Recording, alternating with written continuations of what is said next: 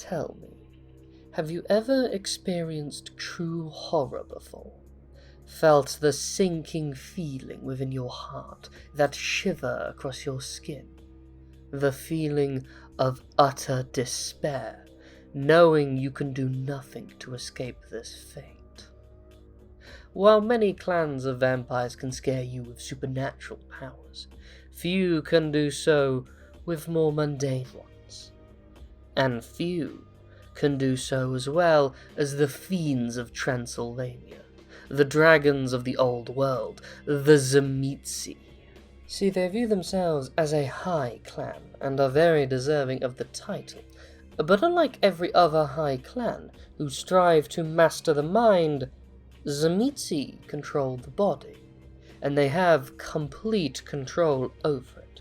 While all kindred can stop their breathing or move blood around to appear alive, most cannot sculpt their own flesh or change their proportions, nor can your hands turn into claws or grow a crown of horns.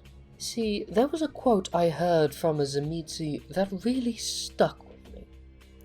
Why would I want to be human when I could be perfect? And at the end of the day, that sums up how they view themselves quite well, I feel. They are a clan that seeks perfection and beauty, but unlike the Toreador, who have a more conventional idea of beauty, the Tzimisce's idea has become a bit more perverse, more dark. It is far more sinister. Just as a little example, they don't only do this to themselves, but others as well. A common fixture of a Tzimisce haven is some form of furniture made of human flesh, or if they are particularly sadistic, a still living person, perfectly molded to fit that form, and in pain for eternity. This fate is usually reserved for those they defeat in battle, or who have severely wronged them. They are, however, domineering as well, much more so than any other clan, even including the Ventru and the La Sombra. When they are given a domain, or God forbid, claim a domain, they make sure everything within it is under their dictatorial control. Every street, every landlord, every public and private institution, even the street gangs that live within it, would in some way or form work for them, regardless of if they know about it or not. The thing that makes this a little scarier is that they make ghouls more than any other clan, and ensure they have complete and utter control over them. It is actually easier for them to make ghouls too, due to how they, shall I say, extend their feeding stock. See, one tactic of the Tzimisces is when they find a mortal they really like to feed on, they will take them and add flesh and meat upon them, maybe hook them to a wall, or just mold them into one, making this one person generate much more blood than should be physically possible. Of course, the bodies of other individuals will be completely used up in the process, but they don't really care about that. They didn't taste anywhere near as good. Anyway, back to the ghouls. This abundance of blood allows them to make more and more of them, and they use them much more often. Some Tzimisce become crime lords and ghoul their entire gangs, or own a venture capitalist enterprise and ghoul all of the upper staff members. Perhaps they would start a cult, making them think that they are in fact a god, and ghoul all of the upper members of the clergy. Regardless, most Tzimisce seek to make as many ghouls as possible, but few ever actually embrace. They wait for someone who is absolutely perfect for that, and then mold them to the ideal shape. They have other forms of ghouls too, given their power over flesh. The classic servitors are ghouls who have been remolded to fit one purpose. Some more mundane, like walking blood servers or multi-armed bookkeepers. But the more interesting ones are the ones that are made for combat, the war ghouls, or as they call them, the Schlachter, those who have been remolded for pure combat. They might have their limbs replaced with weapons, or maybe their skin has become thickened armor. And of course, their minds have been utterly shattered to the point of blind loyalty. There is also their more monstrous creation, the moulding of countless war ghouls into one form, known as a Vodst, a titanous abomination of flesh, sculpted to destroy all it comes into contact with. A mindless orphan of war and an intended last resort.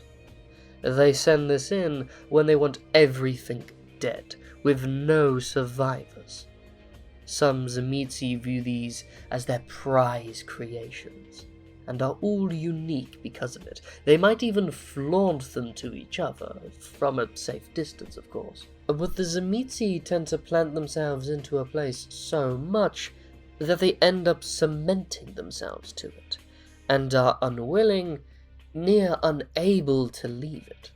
This is actually their bane. They must be surrounded by things that they consider of their home, natural or created for them.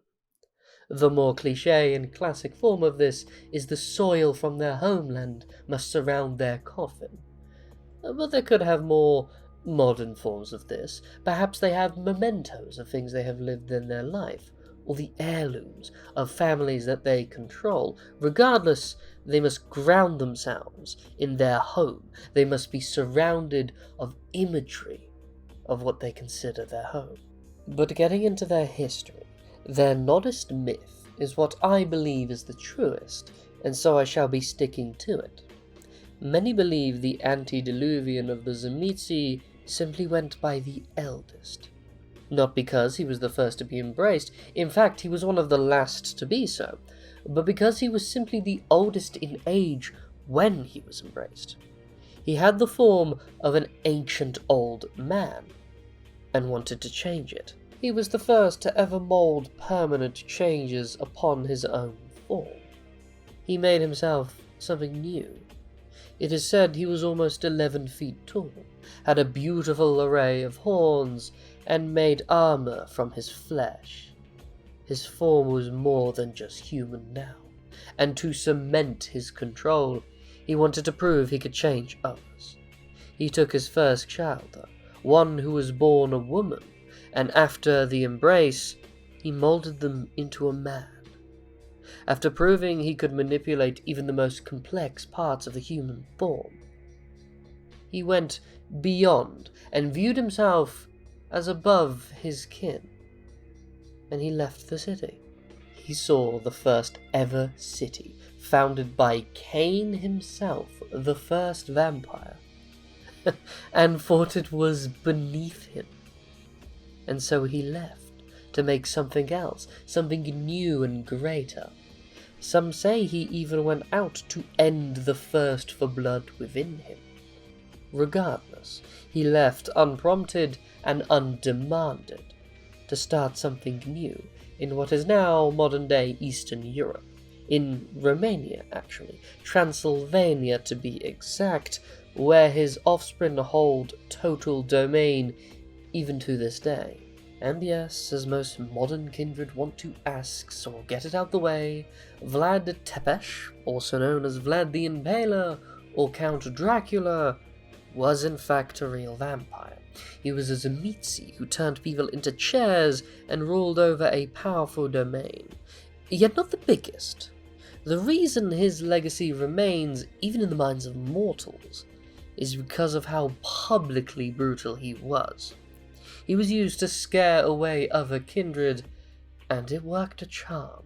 But now then, back to the eldest. There were some other things of note, and the smallest one that I really want to mention is the time he turned a giant demon into a church made of flesh.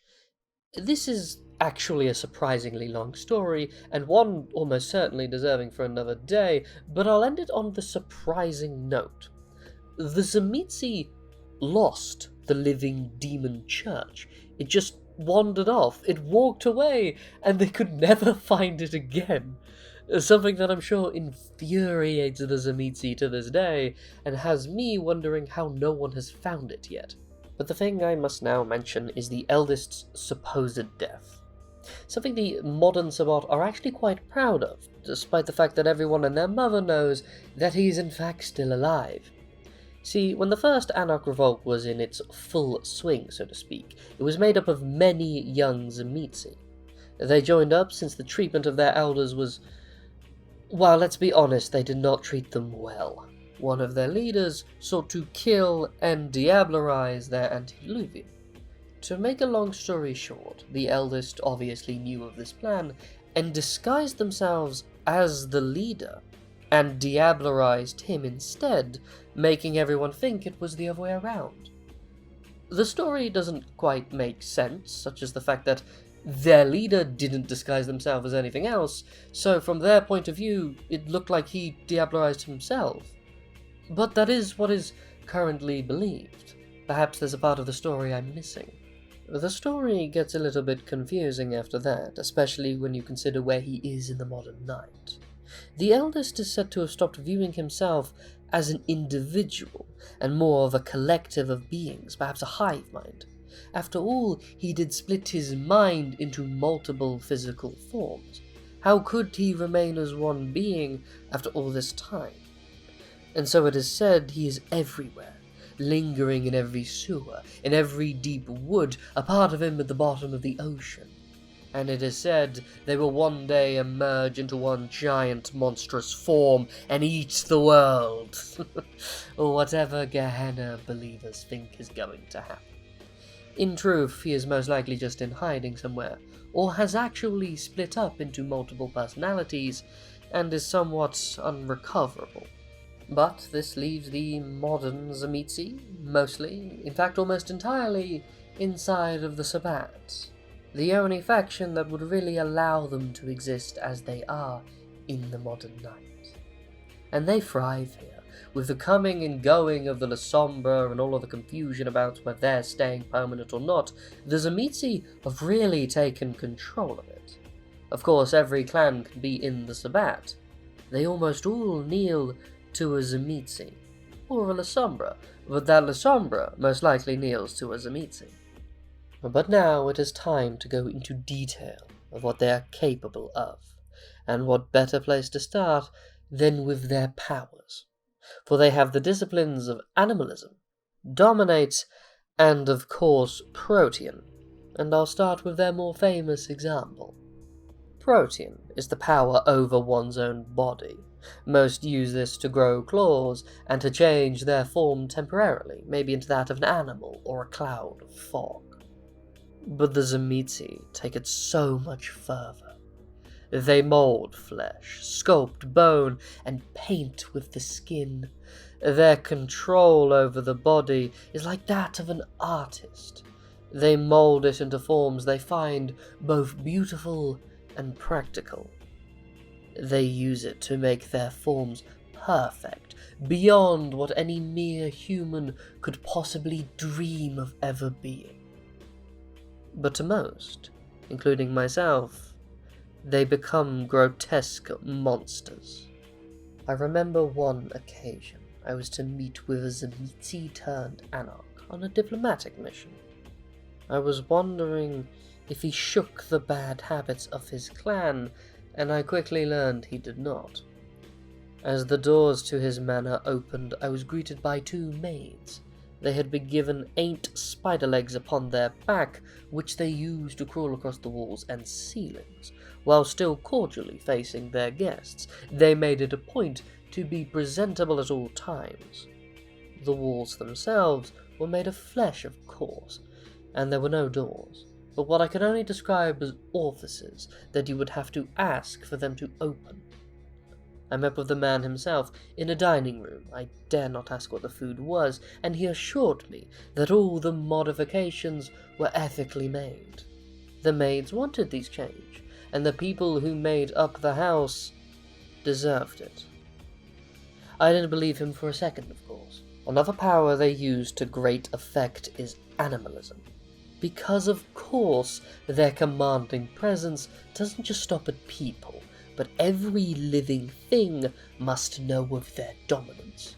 All things, including the packs of wolves or squirrels in every tree, even the hives of ants, must know that the Tzimisce is their lord and master. Some of them even extend this to every tree and rock. This is in fact a power some of them rarely use, for it's only really needed once or twice, since animals are much easier to break. Their will is not like that of a human. The reason they need this power is so that they can modify animals, like they do people. A swarm of flying, flesh-eating ants is scary enough. Now they are extra resistant and can paralyze you with a bite, before eating you from the inside out. And that's if you're lucky. Perhaps the Tzimisce might get them to drag your paralyzed body away and turn you into a living hive to make more of them.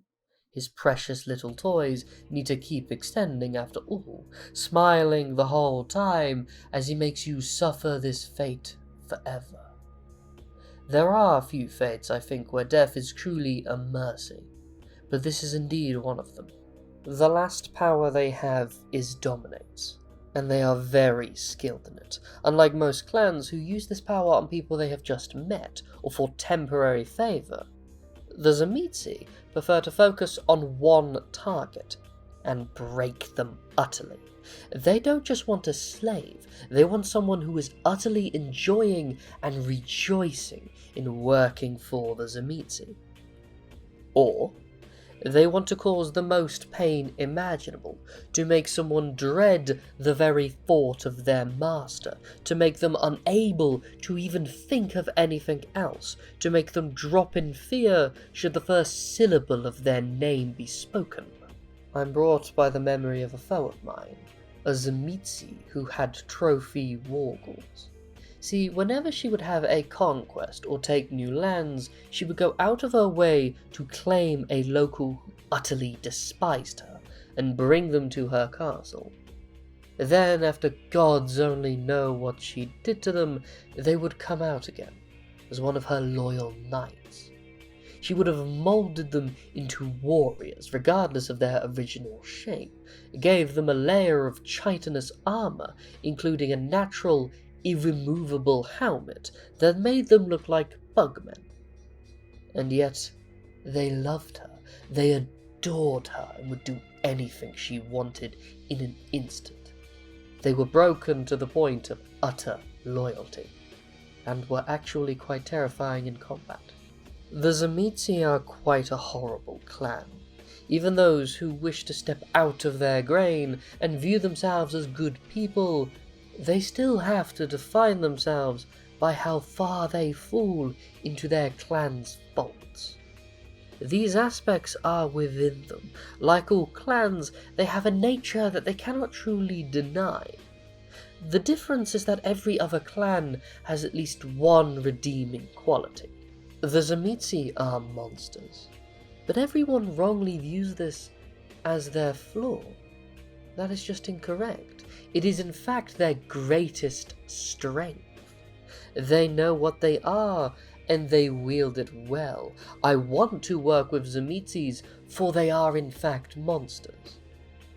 Of course, this doesn't mean that they are truly evil. In times of war, we are all monsters. They just know how to turn the switch better than any. And of course, I would suspect more are evil than aren't, but do not think for a second that you can control them.